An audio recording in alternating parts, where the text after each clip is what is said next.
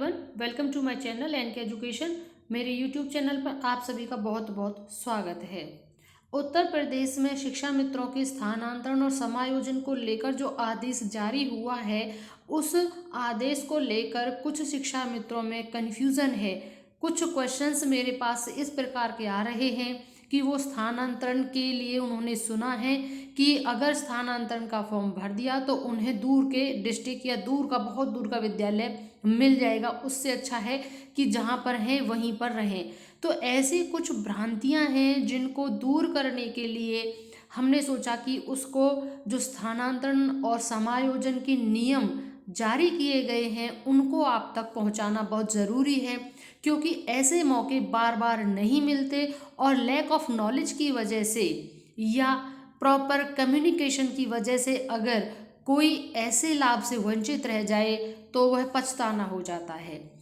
क्योंकि इसमें ऐसा कोई नियम नहीं है कि आपको बहुत दूर का विद्यालय मिल सकता है या अन्य किसी डिस्ट्रिक्ट में अगर आपका वैकेंसी वहाँ पर नहीं हुई तो आपको कहीं और भेजा जा सकता है। क्योंकि एक दो प्रश्न इस प्रकार के आए थे कि जो विद्यालय हमें चाहिए या मूल विद्यालय जो उनका था वहाँ पर अब कोई पहले से ही शिक्षा मित्र है, तो ऐसी स्थिति में उस शिक्षा मित्र को जिसने फॉर्म भर दिया अपने मूल विद्यालय के लिए, तो उसे अब कहीं पर भी दूर दराज के इलाके में फेंका जा सकता है जहां पर वैकेंसी होगी, ऐसा उन लोगों ने बताया। ऐसे क्वेश्चंस उन्होंने पुटअप किए, तो उन सभी के जवाब देने के लिए हम यह वीडियो बना रहे हैं जिसमें यह क्लियर कर दे कि ऐसा कोई नियम नहीं है।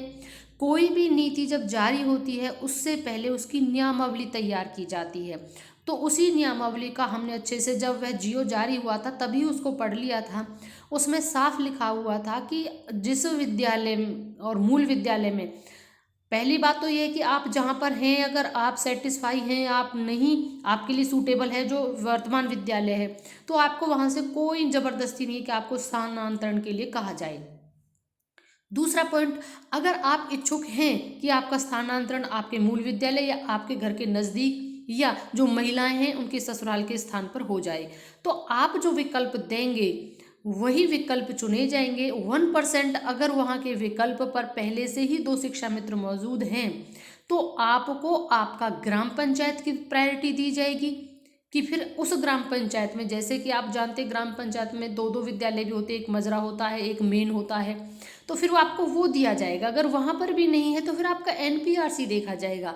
ये सारी चीज़ें देखी जाएंगी। और इतना तो हो ही नहीं सकता कि जब आप अपना कोई विद्यालय ढूंढ रहे हैं तो आपका ये भी आप ना जांचें फॉर्म भरने से पहले कि आपके वहाँ पर जो मूल विद्यालय है वहाँ पर वैकेंसी है या नहीं, ग्राम पंचायत में है या नहीं, एनपीआरसी लेवल पर है या नहीं, फिर आपके नज़दीक जो एनपीआरसी है वहाँ पर है या नहीं, फिर उसके नज़दीक है या नहीं, और फिर ब्लॉक से अलग कुछ नहीं होना है। और आपको बता दूं, स्थानांतरण का उद्देश्य ही आपके घर के नज़दीक यानी घर वापसी, इस तरीके से हेडिंग बनकर इसको सभी जो समाचार न्यूज़ हैं, जियो है, सभी ने पेश किया है। तो जो घर वापसी है वो दूर कैसे हो जाएगी।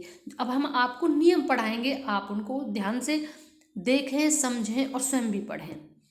तो जो आवेदन लिए जाएंगे उसके अनुसार ही आगे की पूरी कार्यवाही की जाएगी। जो शिक्षा मित्र अपने वर्तमान में कार्यरत विद्यालय में ही काम करने का विकल्प देते हैं, ऐसे आवेदनों पर किसी तरीके की कोई कार्यवाही नहीं की जाएगी। आपसे आवेदन तो लिए जाएंगे कि आप वर्तमान वाले विद्यालय में ही रहना चाहते हैं, लेकिन कार्यवाही कोई नहीं होगी, आपको ओके करके वहीं छोड़ दिया जाएगा।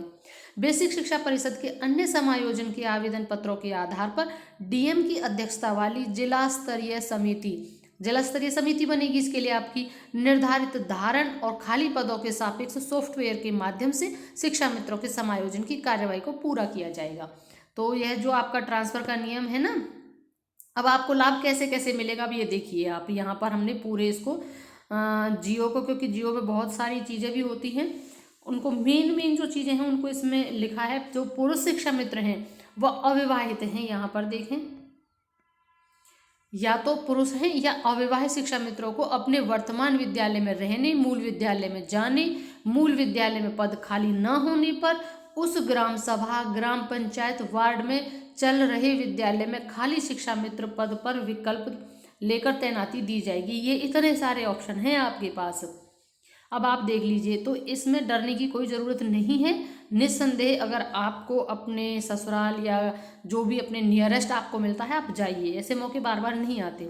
इतना दूर नौकरी क्यों कर रहे हैं जबकि पास में आप कर सकते हैं। तो दूसरा पॉइंट देखिएगा, नवीन विद्यालय में स्थानांतरण किए जाने पर 3 दिन में शिक्षा मित्र को ज्वाइन करना होगा। वो सभी को होता है। इसमें बहुत से शिक्षा मित्र हमारे डर रहे थे कि जी हमने कर लिया, तो ये सभी के लिए होता है। आप एक सरकार के चैनल में काम कर रहे हैं और सरकार के चैनल में जो काम किए जाते हैं उनमें विद इन टाइम का टाइम होता है ज्वाइनिंग का, ये आप भी जानते होंगे अच्छे से, आपको अच्छा खासा एक्सपीरियंस भी है। तो 3 दिन में ज्वाइन करना होता है। उसके आगे है, अगर एक पद पर उससे अधिक आवेदन है, यानी एक ही विद्यालय है जहाँ पर बहुत सारे आवेदन आ गए, तो वहाँ पर किसको लिया जाए, तो वहाँ पर फिर भारांक का नियम आएगा। ये भारांक वाला नियम कब काम करेगा, जब एक ही पद पर बहुत सारे आवेदन गए हों शिक्षा मित्रों की। तैनाती होगी। मानव संपदा पोर्टल के डेटा के आधार पर ऐसे परिषदीय विद्यालय जो हैं, प्राथमिक स्कूल, कंपोजिट विद्यालयों में जहाँ शिक्षा मित्र कार्यरत न हों वहाँ पर रिक्तियाँ चिन्हित की जाएंगी। तो यहाँ पर जो ये साफ है, भारांक के आधार पर किया जाएगा जब बहुत सारे आवेदन हैं।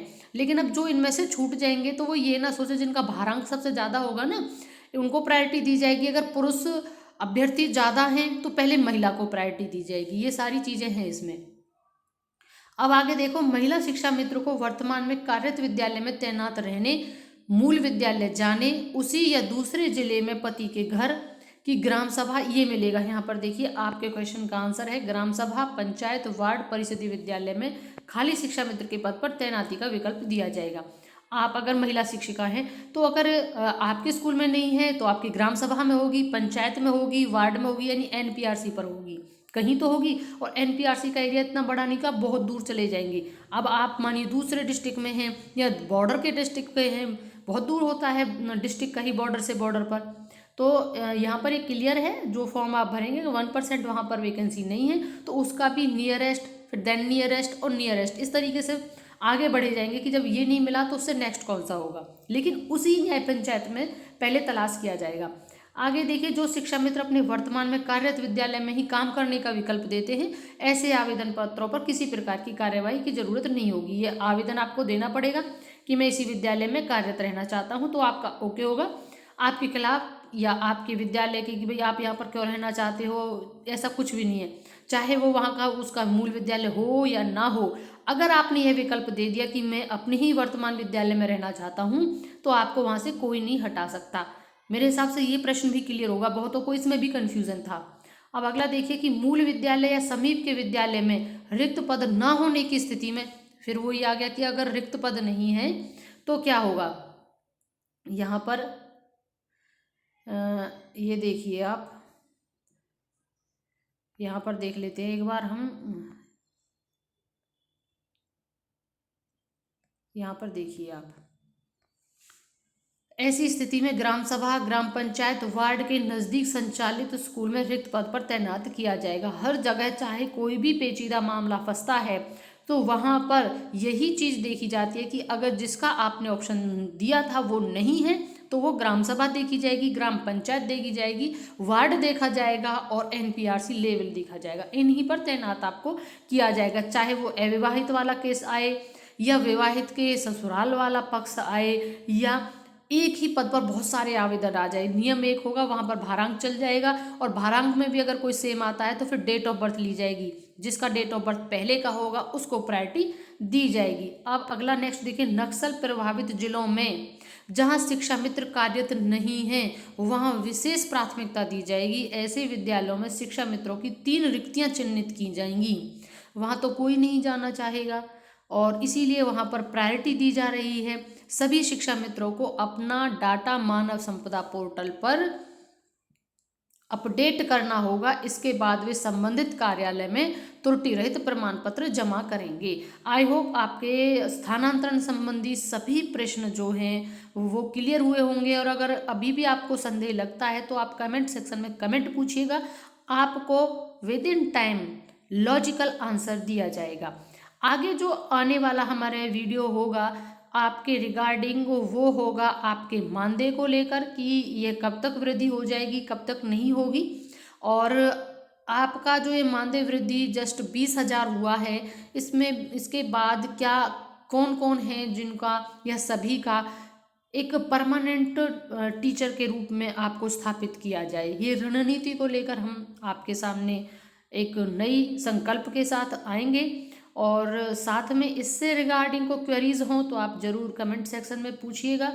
और अगर चैनल सब्सक्राइब नहीं किया तो ज़रूर कर लें। आपसे रिलेटेड प्रत्येक अपडेट आपको यहाँ उपलब्ध रहेगा। Thank you.